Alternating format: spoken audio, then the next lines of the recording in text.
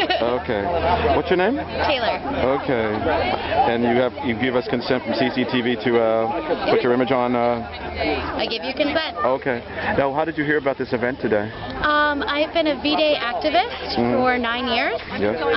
starting when I was 13 years old, and in high school I was abused, and I was a victim of date rape, and over time I discovered the vagina monologues, because I was a theater person, and I fell in love with vagina monologues, and then I fell in love with Eve Ensler, the creator of V-Day, and I read all of her books, and it wasn't until I was a senior in high school. I've been an activist for this cause, but it wasn't until I was a senior in high school that I went and I saw her speak at Wellesley College with a friend of mine, and I run up to her with all of her books and all the plays that she has written to get her to sign them, and she's signing them, and I start crying. And until that point, I had never recognized my own abuse. I blocked it out and didn't pay attention to it, and acted out because of it, but was unaware. And I was hysterically crying in front of my idol, Eve Ensler, and she said to me, you know, there's a bunch of people behind you. Do you mind waiting and I'll talk to you at the end of this? And I was like, of course. Yeah, of course, my idol wants to see me. And so when she finished signing everyone's books and everything, she went into a private room with me, and she talked to me, and she said, what's wrong?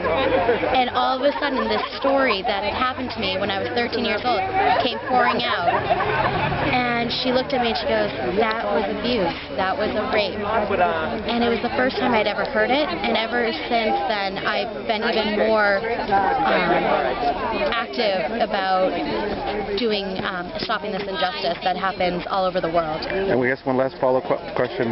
What is the significance of this day, this event, if you could sum it up? I mean, there's lots of people from various backgrounds here.